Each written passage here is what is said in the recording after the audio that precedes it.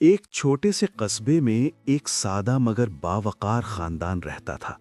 گھر کچا تھا، دیواروں پر وقت کے نشانات صاف دکھائی دیتے تھے، مگر اس گھر میں ایک چیز بہت مضبوط تھی: اللہ پر یقین۔ اس گھر کے سربراہ حاجی عبدالکریم ایک معمولی مزدور تھے۔ دن بھر محنت کرتے، کبھی کسی کے کھیت میں کام کرتے، کبھی اینٹیں اٹھاتے اور شام کو تھکے قدموں سے گھر لوٹتے۔ ان کے چہرے پر جھریاں تھیں، مگر آنکھوں میں عجیب سا سکون تھا۔ ان کی اہلیہ اماں زینب صبر اور دعا کی تصویر تھیں۔ غربت کے باوجود ان کے ہونٹوں پر کبھی شکوہ نہ آیا۔ وہ اکثر کہتیں، بیٹا، رزق کم یا زیادہ نہیں ہوتا، رزق میں برکت یا بے برکتی ہوتی ہے، اور برکت صرف اللہ دیتا ہے۔ ان کے 3 بچے تھے، مگر کہانی کا مرکزی کردار ان کا بڑا بیٹا احمد تھا۔ آزمائش کا آغاز۔ احمد ہوش سنبھالتے ہی اپنے والدین کو جدوجہد کرتے دیکھتا آیا تھا۔ کبھی گھر میں آٹا کم ہوتا، کبھی دوا کے پیسے نہیں ہوتے، مگر اس کے والدین کی زبان پر ہمیشہ یہی الفاظ ہوتے: اللہ بہتر کرے گا۔ ایک سال ایسا آیا کہ قصبے میں شدید خشک سالی پڑی، کام تقریباً ختم ہو گیا۔ حاجی عبدالکریم کئی دنوں تک کام کی تلاش میں نکلتے، مگر خالی ہاتھ واپس آتے۔ ایک دن احمد نے اپنے والد کو خاموش بیٹھے دیکھا۔ وہ جانتا تھا کہ یہ خاموشی کسی درد کی علامت ہے۔ ابا، آج کام نہیں ملا؟ حاجی عبدالکریم نے مسکرا کر کہا، بیٹا، جس دن اللہ نے لکھا ہوگا اس دن مل جائے گا۔ اماں زینب نے چولہے پر رکھے برتن کو ڈھانپتے ہوئے کہا، آج تھوڑا سا ہے مگر شکر ہے، اللہ شکر کرنے والوں کو کبھی خالی نہیں لوٹاتا۔ احمد نے دیکھا کہ اس کے والدین جاگ رہے تھے۔ والد جائے نماز پر بیٹھے تھے اور اماں آنسوؤں کے ساتھ دعا مانگ رہی تھیں۔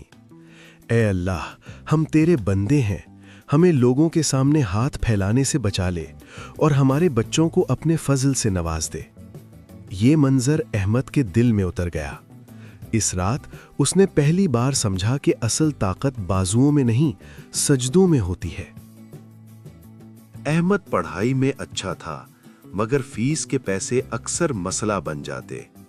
ایک دن اسکول سے اطلاع آئی کہ اگر فیس ادا نہ کی گئی تو احمد کو نکال دیا جائے گا۔ احمد نے ڈرتے ہوئے کاغذ والد کے ہاتھ میں دیا۔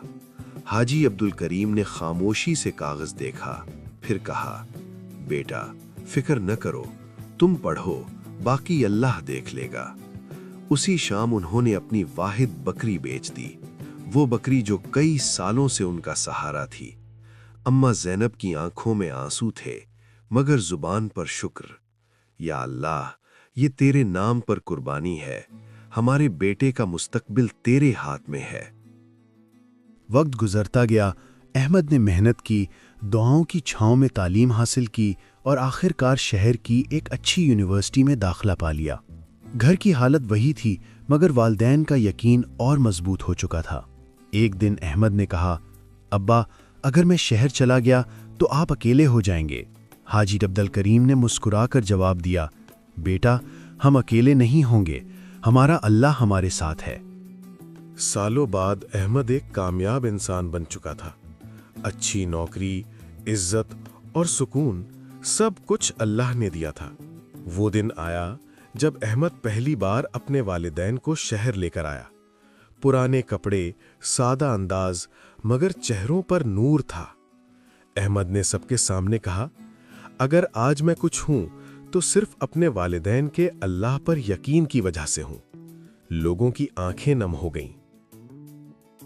ایک شام حاجی عبدالکریم نے احمد کا ہاتھ پکڑ کر کہا، بیٹا، یاد رکھنا، ہم نے تمہیں دولت نہیں دی، مگر اللہ پر یقین دیا ہے۔